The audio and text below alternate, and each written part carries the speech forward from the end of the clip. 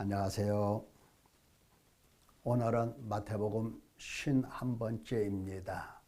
우리가 지난 시간에는 마태복음 21장과 22장에서 두 가지 비유를 듣고 배웠습니다. 그 내용이 뭐죠? 첫째는 포도원 주인과 소장농의 갈등이고, 두 번째는 아들 혼인잔치를 베푼 임금과 그 혼인잔치에 청함을 받은 사람들과의 갈등 문제를 살펴보았던 겁니다.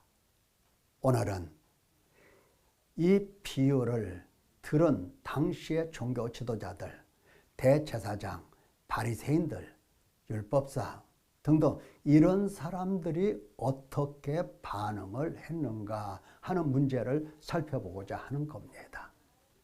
먼저 마태복음을 해석할 수 있는 키포인트 9절을 살펴봅시다. 아들을 낳으리니 이름을 예수라 하라. 그가 누구냐? 자기 백성을 그들의 죄에서 구원할 자이시다. 임마누엘 하나님. 이 예수님께서 이제 나귀를 타시고 예루살렘에 입성하신 겁니다. 그 예수님을 바라보는 사람들 각기 달랐죠.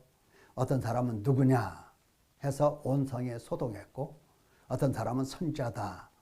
예수님의 제자들은 예수님이 비록 남루하게 또 천하게 나귀를 타고 오시는 모습이었지만, 그러나 그의 눈에는 그분이야말로 왕 중의 왕, 하나님의 아들, 당신 백성을 구원하러 당신 나라에 임하신 하나님이시다, 이렇게 보았던 겁니다. 그러니까 임마누엘 하나님께서 왕으로 오셔서, 목자로 오셔서 말씀을 먹이시는 예수님을 보았던 겁니다. 왜 이렇게 그가 목자로 오셔서 말씀을 먹이실까? 다른 게 아니에요. 말씀을 지키라고 주신 겁니다. 먹이신 거예요. 말씀을 지키라고. 이 말씀을 지키라고 말씀을 먹이셨는데, 말씀을 지키기 위해서는 먼저 너희가 할 것이 뭐냐? 회개를 하고 회개의 열매를 맺어야 된다. 그래서 회개의 열매를 명하신 겁니다. 자, 그런데 지금 첫째 비유, 포도원 주인과 소장농의 갈등, 이 비유 속에서 대제사장들과 바리새인들이 예수님의 이 비유를 듣고, 이건 우리에게 지금 하시는 말씀이다, 이렇게 알아들었어요. 우리에게 하시는 말씀이다. 그러니까 내 아들은 존대하리라, 존경할 것이다, 공경할 것이다, 이렇게 주인이 생각을 했는데, 반대로 농부들은 이는 상속자니 죽이고 그 유산을 차지하자 했던 겁니다. 그래서 죽였습니다. 이게 바로 바리새인들과 대제사장, 율법사 이런 사람들의 태도예요. 반응이에요. 이것을 가르쳐 주신 겁니다. 그랬더니 잡고자 하고, 왜 잡아? 죽이려고 잡고자 했던 겁니다. 여러분, 이러한 사람들이 하나님의 나라 백성이겠습니까? 아니죠. 주어졌던 하나님의 나라까지도 빼앗길 사람들이에요. 하나님 나라를 이렇게 주시려고 오셨는데, 있는 하나님 나라까지도 다 빼앗겨 버릴 사람이 바로 종교 지도자들이었습니다. 왜 이와 같이 하나님 나라를 빼앗기게 되었는가 하는 것은, 그들 육신 속에는 탐욕과 탐욕적 습관이 가득했습니다. 이것 때문에 알아뵙지 못하고 아들을 공경하지 못했던 겁니다. 그분이 누구신지를 알아뵙지 못했어요. 왕 중의 왕, 임마누엘 하나님이신 것을 알아뵙지 못하고 공경을 하지 않았던 겁니다. 그러니까 육으로 난 것은 육이요, 영으로 난 것은 영인데, 그들은 육신으로만 쭉 살아왔던 육신에 속한 사람들이었습니다. 이것이 바로 그들의 반응이었습니다. 두 번째, 비유 속에서 그들의 반응은 어땠습니까?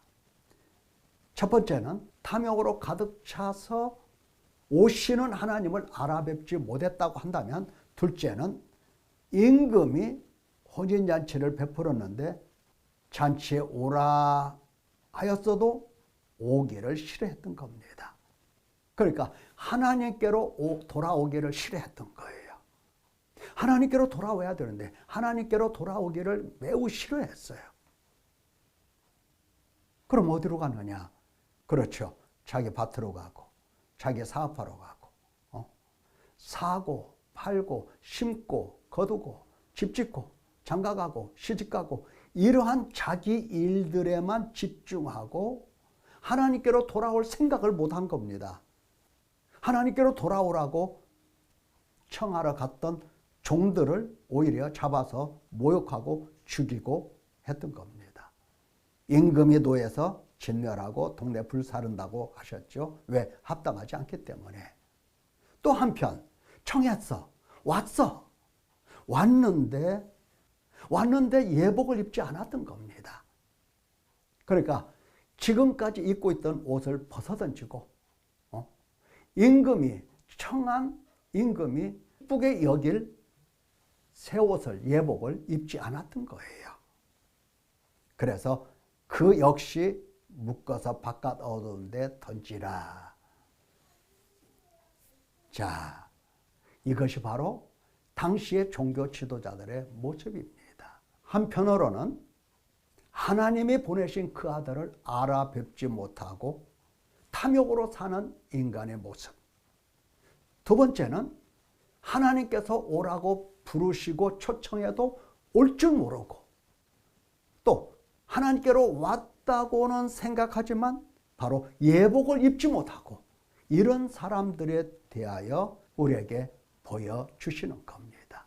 자, 그러면 이와 같이 예수 그리스도를 알아뵙지 못하고 하나님께로 돌아오지 않고 돌아왔다 하더라도 예복으로 갈아입지 못한 이러한 사람들이 앞으로 신앙생활을 어떻게 할 것인가? 그것도 바로 22장에서 우리에게 가르쳐 주십니다. 자, 15절 이하의 말씀을 보면 바리새인들이 나오죠. 어떻게 하면 예수를 말의 올무에 걸리게 할까? 이제 바리새인들이 예수님을 이제 적극적으로 올무에 걸어서 예수님을 죽이려고 하는 겁니다. 그것이 바로 가이사에게 책임을 바치는 것이 옳냐 그러냐 하는 문제입니다. 예수님은 그들의 악함을 아시고 이르시되 의식하는 자들아 어찌하여 나를 시험하느냐 이렇게 말씀하세요. 그들의 악함입니다. 그들이 왜곡된 거예요. 그들이 사람이 아니에요. 쉽게 말하면 사람의 겉모습은 보이는데 그러나 속사람은 사람이 아니에요. 겉모습을 벗어버리고 속사람을 새로 입어야 되는데 그게 안 된 겁니다. 악한 사람들이에요. 이렇게 되는 겁니다. 왜 이렇게 되죠? 그렇죠. 예수님께서 회개하고 회개 열매를 맺으라 하신 이 말씀을 순종하지 않으면 이런 상태가 되는 겁니다.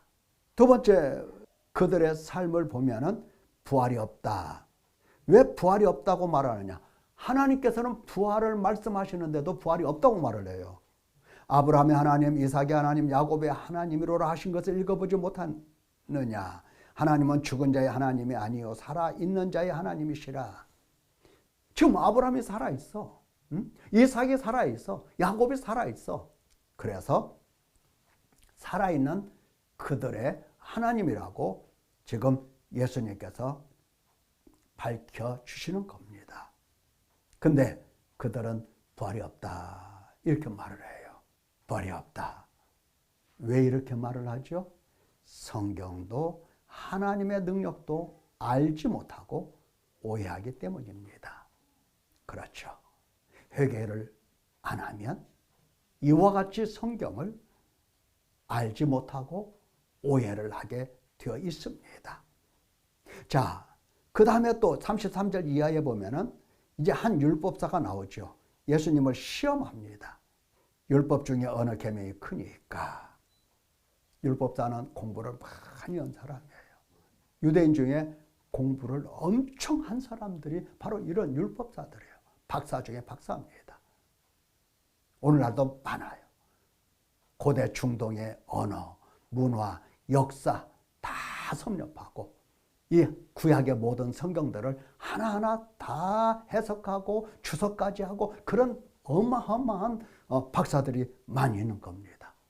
그런데 여전히 지금도 예수님을 시험합니다.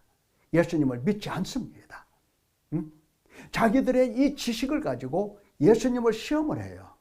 자기들이 가지고 있는 이 척도를 가지고 예수님에게 딱 재면서 시험을 하는 겁니다. 율법 중에 어느 게 크냐고.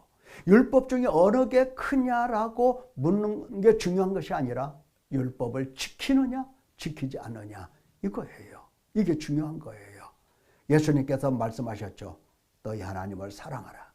첫째 되는 계명이다. 지켜라 이 말이에요. 둘째는 내 이웃을 내 자신과 같이 사랑하라. 지켜라 이 말이에요.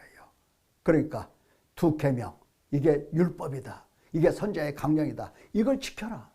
이걸 가지고 시험하지 말고 이걸 가지고 나에게 적용해서 나에게 시험해서 나에게 잣대로 쳐서 내가 하나님을 사랑하는가 내가 이웃을 사랑하는가 보면서 회개하고 회개의 열매를 맺어야 될 거 아니냐 이런 뜻이에요. 마지막은 예수님께서 그리스도에 대하여 어떻게 생각하느냐고 물어요. 누구의 자손이냐? 당시에 종교 지도자들은 그리스도를 다윗의 자손이라고 봤어요.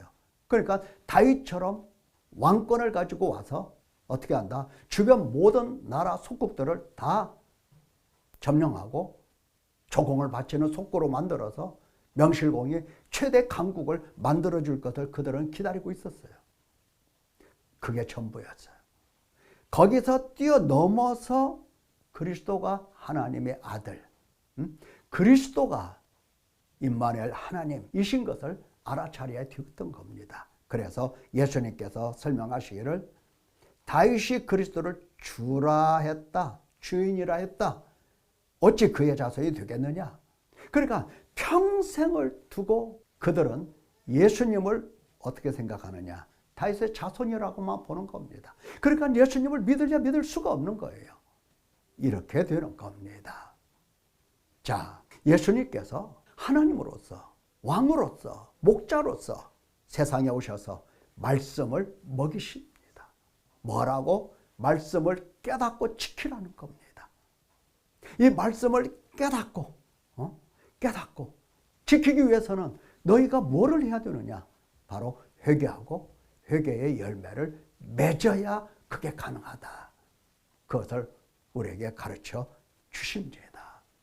사랑하는 성도 여러분,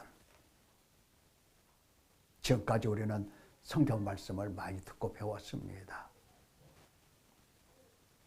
그러면 들은 만큼 내가 깨달았다고 한 만큼 진실로 깨닫기 위해서 회개하고 회개의 열매를 나는 맺어가고 있는가? 이것을 살펴보셔야 합니다. 깨달았다, 알았다, 나는 성경 박사다. 그거 큰 의미가 없습니다. 회개를 통해서 삼위 하나님, 아버지와 그리스도와 성령께서 가르쳐 주시고 깨닫게 해주시는 대로의 지각, 깨달음을 얻어서 비로소 예수님이 누구신지, 하나님이 누구신지, 성령께서 누구신지 알아듣고 신앙하는, 믿는, 그리고 순복하는 이런 사람, 끝까지 사랑하고 끝까지 따르고 끝까지 신뢰하는 이런 사람이 되어야 할 것입니다. 감사합니다.